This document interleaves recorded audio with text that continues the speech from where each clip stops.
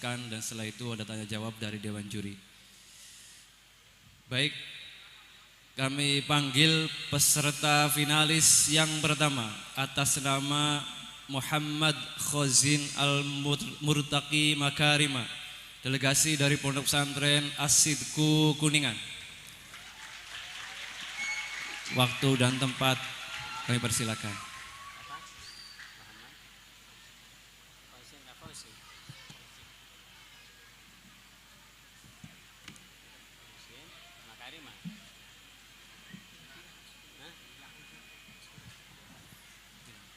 Sekali lagi, peserta yang pertama atas nama Muhammad Khozin Al-Murtaqi Makarima, delegasi dari Pondok Pesantren As-Sidku Kuningan. Waktu dan tempat kami persilahkan.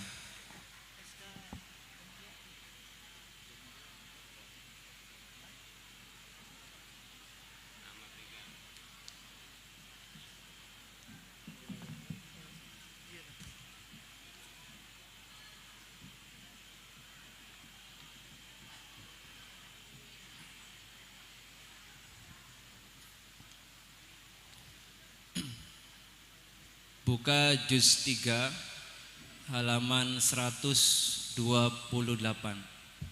Juz 3 halaman 128.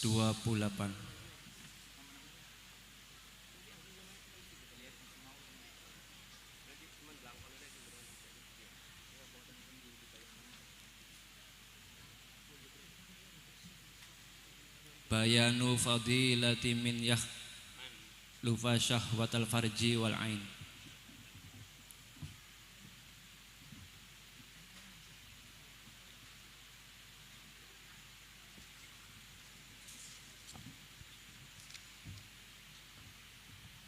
Dipersilakan.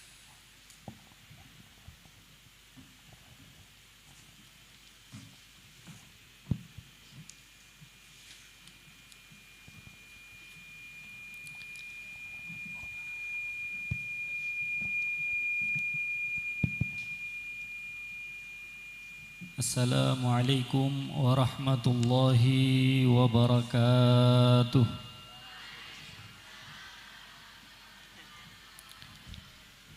Alhamdulillahi rabbil alamin, wassalatu wassalamu ala sayyidina Muhammadin wa ala alihi wa sahbihi ajma'in.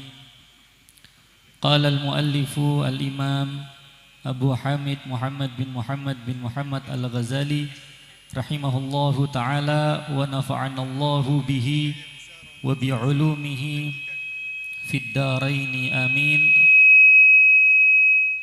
Radiyallahu ankum ila qawlihi bayanu fadilati man yukhalifu syahwatal farji wal aini.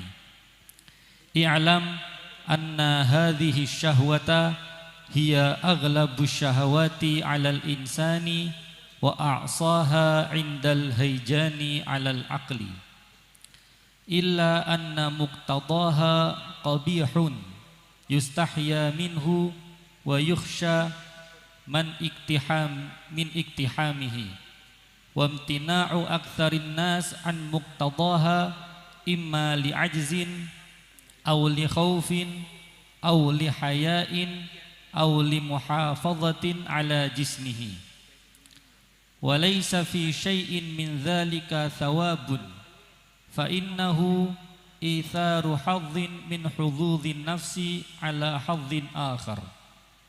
Na'am minal ismati alla yaqdira fa fi hadhihi al-'awaiq fa'idatun wa hiya daf'ul ithmi fa inna man taraka az-zina indafa'a anhu ithmahu bi ayyi sababin kana tarkuhu wa innamal fadla wath thawabal jazila fi tarkihi khaufan minallahi ta'ala ma'al qudrati wa irtifa'il mawani'i wa tayassuril asbabi la siyama 'inda sidqi syahwati wa hadhihi darajatus siddiqin. Walidzalika qala sallallahu alaihi wasallam man ashiqa fa'affa fakatama famata fahuwa syahidun. Wa qala alaihi salamu sab'atun yudhilluhumullahu yaumal qiyamati fi dhilli arshihi yauma la dhilla illa dhilluh wa'adda minhum rajulun da'athu imra'atun dhatu jamalin wa hasabin ila nafsiha faqala inni akhafullaha rabbal alamin. Wa qissatu Yusuf alaihi salam wa imtina'uhu min Zulaikha ma'al qudrati wa ma'a raghbatiha ma'rufatun. Wa qad athna Allah ta'ala alaihi bidzalika fi kitabihil aziz. Wa huwa imamun likulli man waffaqa li mujahadati syaitani fi hadhihi syahwatil azimati. Wa ruwiya anna Sulaiman bin Yasar kana min ahsanin nasi wajhan fadakhalat alaihi imra'atun fasa'alathu nafsahu famtana 'alaiha wa kharaja hariban min manzilihi wa tarakaha fihi. Qala Sulaimanu fara'aitu tilkal lailata fil manami Yusufa alaihi salam wa ka'anni aqulu lahu anta Yusuf. Qala na'am ana Yusuf alladhi hamamtu wa anta Sulaiman alladhi lam tahum. Asyara ila qawlihi ta'ala wa laqad hammat bihi wa hamma biha laula arra'a burhana rabbi. Jelaskan. Bismillahirrahmanirrahim.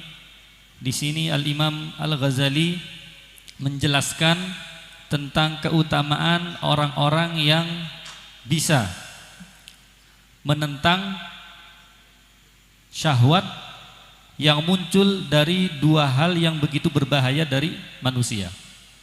Apa itu dua syahwat yang begitu berbahaya? Yang pertama adalah syahwat yang muncul dari mata, dan yang kedua adalah syahwat yang muncul dari kemaluan. Dua syahwat ini adalah syahwat yang paling besar maksiatnya, yang paling besar dampaknya kepada manusia. Karena orang kalau tidak bisa menjaga matanya, dia melihat sesuatu yang diharamkan oleh Allah Subhanahu wa taala, itu mata akan langsung masuk ke dalam hati. Kalau di dalam kitab karyanya Al-Imam Al-Haddad, di situ disebutkan mata itu adalah pintu menuju hati. Jadi kalau orang tidak bisa menjaga matanya, tidak bisa menjaga syahwatnya, melihat sesuatu yang diharamkan oleh Allah Subhanahu wa taala, misalnya laki-laki melihat perempuan yang bukan muhrim, yang bukan mahram. Maaf, bukan, kalau muhrim itu orang yang ihram, tapi bukan mahram. Itu ngelihat, itu berefek akan langsung sampai ke hatinya. Karena apa? Karena mata itu pintunya ke hati. Nah, di sini Imam Al-Ghazali menyebutkan fadilahnya orang yang menjaga pandangan. Kemudian di sini ada hadis Nabi Shallallahu Alaihi Wasallam, 7 orang yang bakal dilindungi oleh Allah Subhanahu Wa Taala pada hari kiamat di dalam naungannya Allah Subhanahu Wa Taala, yang mana tidak ada naungan selain naungan Allah pada hari itu. Yaitu salah satunya adalah seorang laki-laki yang dipanggil oleh seorang perempuan. Perempuannya ini perempuan yang cantik dan terpandang, dipanggil untuk melakukan hal yang dilarang oleh Allah Subhanahu wa taala, tapi laki-laki tersebut menolak dan mengucapkan inni akhafullah rabbal alamin.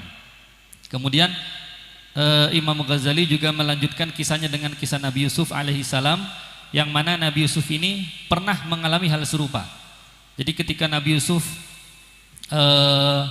menjadi budak dari salah satu petinggi Mesir. Petinggi Mesir ini punya istri namanya Zulaikha. Karena Nabi Yusuf memiliki ketampanan yang di atas rata-rata, nah Zulaikha ini tertarik kepada Nabi Yusuf. Maka Nabi Yusuf dipanggil ke ruangannya. Kalau di dalam Al-Quran itu ada 7 pintu menuju ke ruangan Zulaikha. Jadi 7 pintu ini 7-7 sama Zulaikha dikunci semua. Biar apa? Biar Nabi Yusuf ini tidak bisa keluar.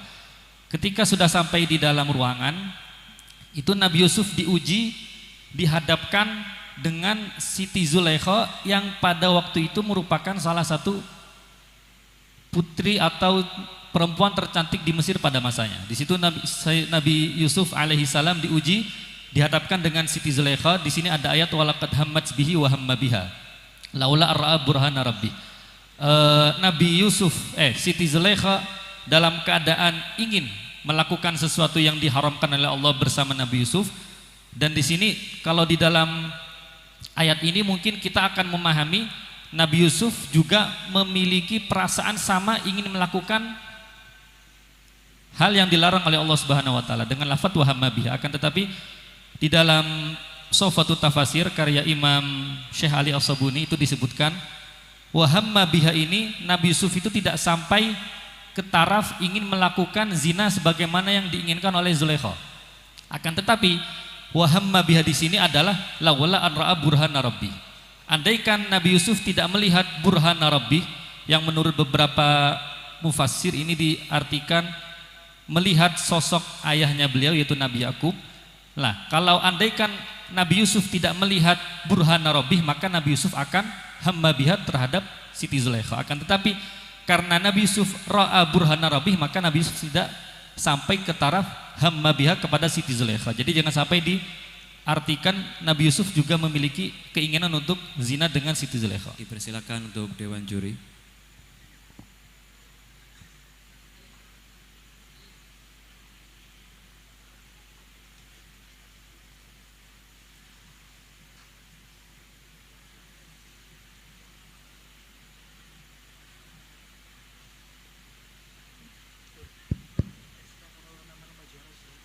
Baik, untuk asilah pertama kaitannya dengan i'rab dari nahwu, bahwa di dalam bab idhofah itu ada syarat pada mudhof itu harus membuang nun atau tanwin. Ya. Bayanu fadilatiman. Kenapa di dalam mudhof itu ketika mau diidhofahkan harus membuang nun atau tanwin?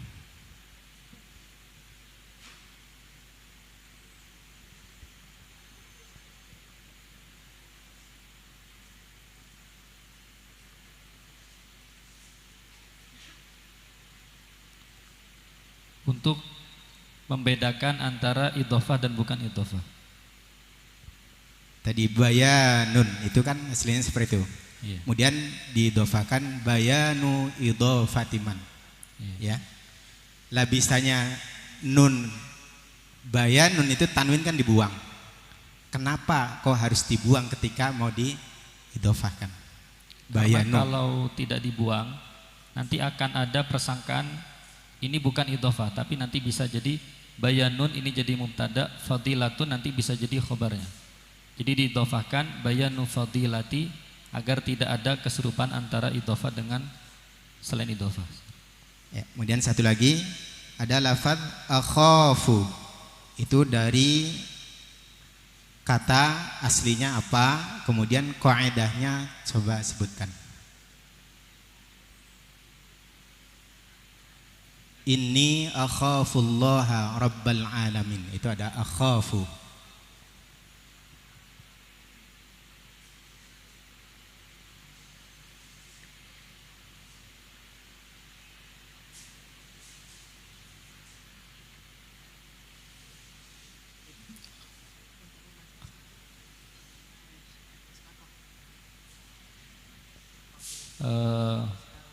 Berasal dari lafaz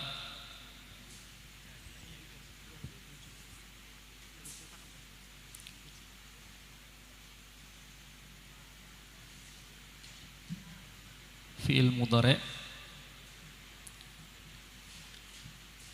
yang asalnya adalah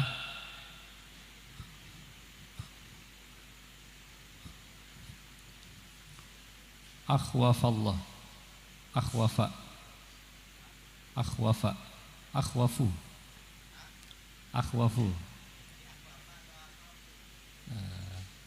akhwafu.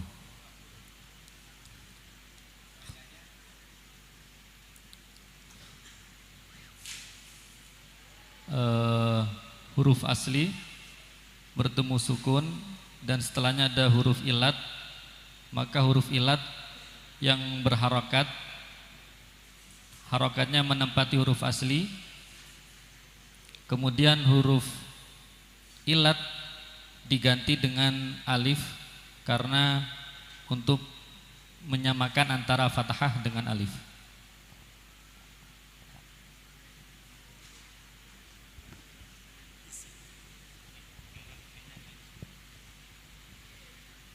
Baik, ini bayanu fadilati man yukhalifu syahwatal farji wal ain. Coba jelaskan tentang syahwat, hawa nafsu dan yang terkait.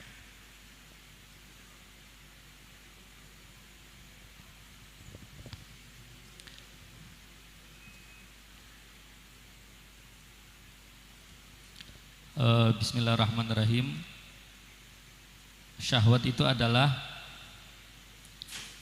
dorongan dari dalam diri kita untuk melaksanakan sesuatu yang dilarang oleh Allah Subhanahu wa taala, yang dilarang oleh syariat. Dorongan yang mengajak kita untuk melanggar perintah Allah Subhanahu wa taala, itulah yang dinamakan dengan syahwat. Dan syahwat ini ada kalanya bisa datang karena faktor lingkungan atau bisa datang karena faktor kebiasaan. Jadi mungkin karena lingkungannya terbiasa dengan melanggar perintah Allah Subhanahu wa taala, maka dia terdorong untuk melaksanakan hal tersebut. Atau karena dia terbiasa melaksanakan sesuatu pelanggaran, suatu kemaksiatan, sehingga itu bisa menjadi syahwat yang terus-menerus, mungkin seperti itu. Ya, cukup. Kemudian yang kedua, jika ada orang meninggalkan maksiat tapi motifnya itu bukan karena imtithalan lillah, itu bagaimana secara fikih orang yang seperti ini? Dia meninggalkan maksiat tapi motifnya bukan imtithalan, bukan karena taat, misalkan karena tidak mampu untuk mengerjakan maksiat tadi. Untuk dalam konsep fikih itu sendiri, yang namanya suatu keharaman itu adalah ma yu'aqabu fa'iluhu wa yuthabu ala tarikihi imtithalan. Jadi kalau tidak salah itu ada di dalam kitab Safinah, ada di syarahnya itu. Jadi kalau yang namanya keharaman itu kita tinggalkan, itu kita bisa mendapatkan pahala dengan syarat harus imtithalan li amrillah. Jadi dia ada kesempatan berzina misalnya, dia tinggalkan atas dasar takut kepada Allah Subhanahu wa taala. Ini baru dinamakan orang yang menahan syahwatnya, menahan dirinya untuk melakukan keharaman dan diberikan pahala oleh Allah Subhanahu wa taala. Untuk orang-orang yang meninggalkan keharaman tanpa imtithalan li amrillah, seperti tadi contoh dari Pak Juri itu karena tidak mampu, berarti kan bukan imtithalan li amrillah. Itu mungkin dia meninggalkan keharaman, akan tetapi dia tidak diberikan pahala oleh Allah Subhanahu wa taala. Ya, cukup. Satu lagi ya. Sudah disampaikan tadi bahwa pendorong ya dari pelampiasan syahwatul farji atau apa namanya begini ya, di saat kita lihat marak sekali ya apa namanya pelampiasan syahwat ini dengan tidak melalui cara-cara yang syar'i. Ketika rasa malu itu sudah sedemikian menipis, kemudian kesadaran keberagamaan juga berkurang. Menurut saudara, apalagi yang bisa dilakukan untuk bisa meredam akibat buruk dari pelampiasan syahwat farj ini? Berawal dari yang tadi Al-Fakir sampaikan, jadi kemaksiatan itu awal mulanya itu tidak langsung ada keinginan, tapi karena adanya kemaksiatan yang masuk ke hati kita. Tadi kan disebutkan oleh Al-Imamul Haddad itu dalam kitab Risalah Adab Sulukul Murid. Jadi hati itu punya pintu. Nah, pintu ini yang menyebabkan kita memiliki keinginan untuk melaksanakan kemaksiatan-kemaksiatan, baik yang kecil maupun yang besar, yang itu berupa kemaksiatan farji atau kemaksiatan kemaluan. Itu di mana mulanya? Dari pintu-pintu yang masuk ke dalam hati. Salah satunya adalah mata. Jadi agar kita bisa menjaga diri dari kemaksiatan farji atau kemaksiatan kemaluan, itu hendaknya kita bisa menjaga mata kita dari sesuatu yang haram, sesuatu yang dilarang oleh Allah Subhanahu wa taala. Kalau kita bisa menjaga mata kita, kita menahan mata kita dari melihat sesuatu yang haram, insya Allah kita tidak ada keinginan untuk melakukan kemaksiatan. Mungkin seperti itu. Ya, cukup. Terima kasih. Cukup.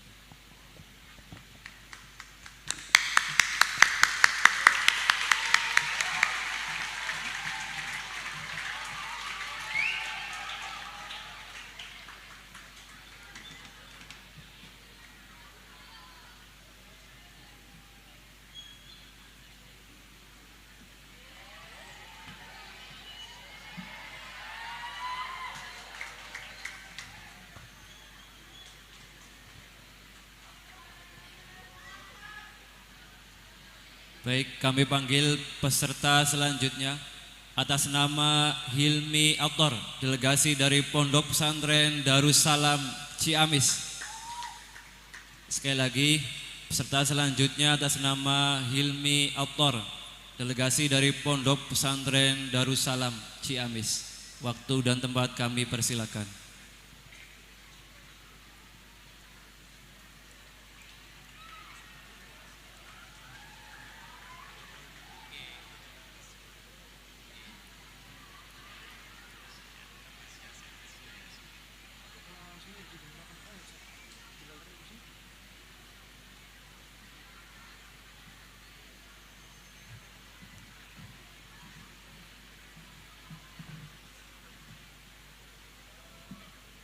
Juara kedua dan juara ketiga. Yang pertama kami panggil atas nama Saudara Ma'ruf Amin dari Pondok Pesantren As-Salafi Babakan Ciwaringin Cirebon. Yang kedua kami panggil atas nama Saudara Muhammad Khozin Al-Murtaqi Makarima dari Pondok Pesantren As-Sidku Kuningan.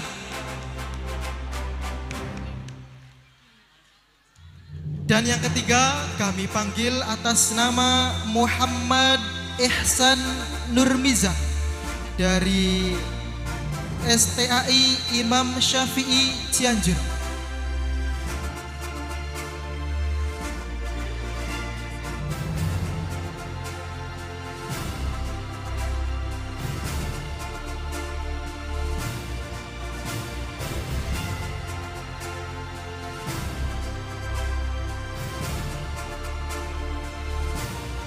Baiklah para hadirin, kita di sini telah menyaksikan ketiga peserta Ihya Ulumuddin, yang mana sesaat lagi kita akan mengetahui siapa juara ketiga, siapa juara kedua, dan siapa juara pertama.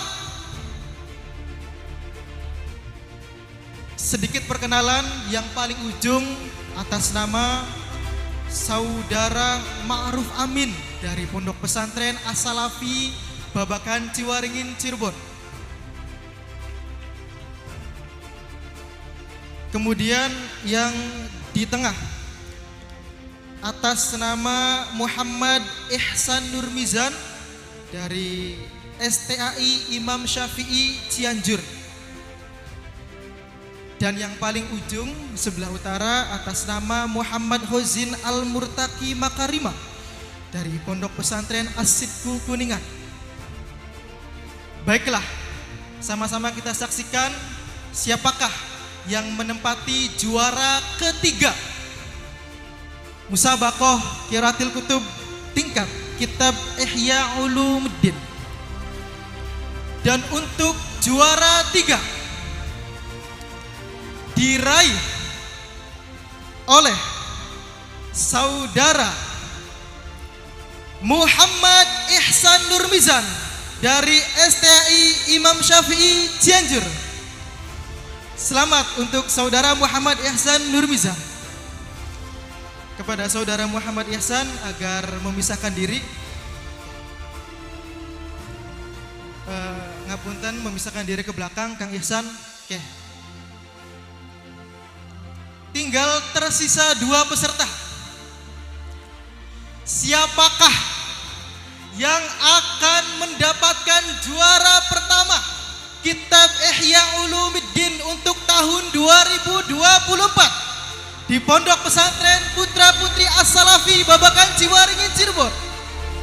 Apakah saudara Ma'ruf Amin dari Pondok Pesantren As-Salafi atau saudara Muhammad Hozin Al-Murtaki Makarima dari Pondok Pesantren As-Sidku Kuningan?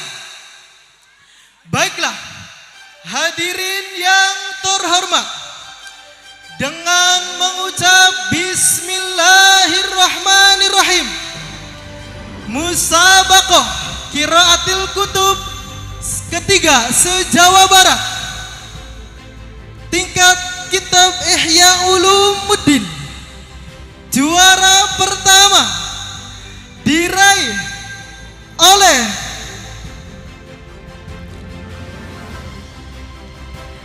selamat kepada saudara Muhammad Hozin Al-Murtaki Makarima dari Pondok Pesantren As-Sidku Kuningan. Dengan begitu, atas nama saudara Muhammad Ma'ruf Amin dari Pondok Pesantren As-Salafi mendapatkan juara 2. Tepuk tangan untuk ketiga grand finalis Kitab Ihya Ulumuddin. Dan dengan hormat kepada Al-Mukarram Bapak Dr. Haji Solihin SHMKN untuk menyerahkan hadiah dan juara, dan didampingi oleh yang pertama Al-Mukarram Romo Kiai Haji Aska Hamam Syarozi, Al-Mukarram Romo Kiai Haji Yashif Maimun Syarozi, Al-Mukarram Romo Kiai Haji Aziz Hakim Syarozi, Al-Mukarram Romo Kiai Haji Lukman Hakim MA, Al-Mukarram Romo Dr. Kiai Haji Arwani Syarozi MA. Kepada beliau kami persilahkan.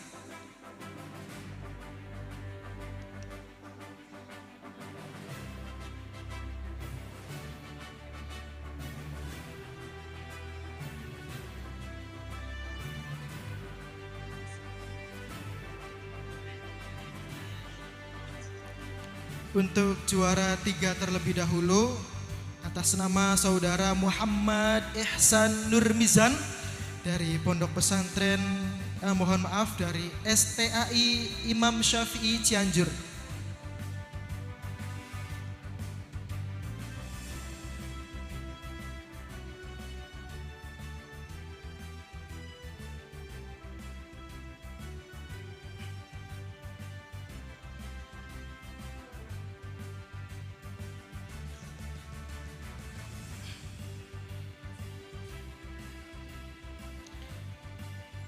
Dan juara 2 diraih oleh saudara Muhammad Ma'ruf Amin dari Pondok Pesantren As-Salafi Babakan Ciwaringin Cirebon.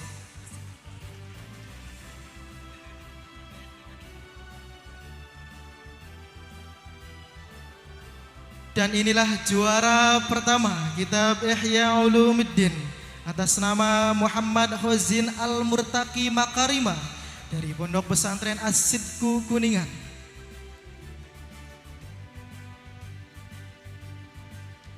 Dan juara utama yaitu 1 paket umroh.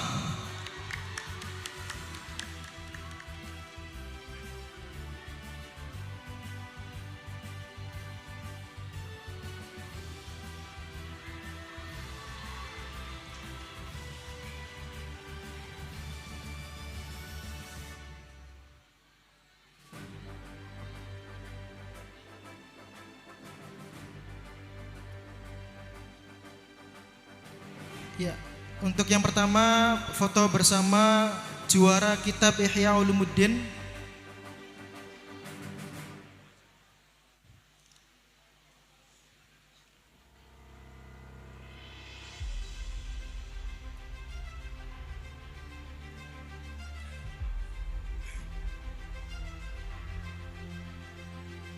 Yang kedua foto bersama seluruh pemenang Musabaqah Qiraatil Kutub ketiga se-Jawa Barat.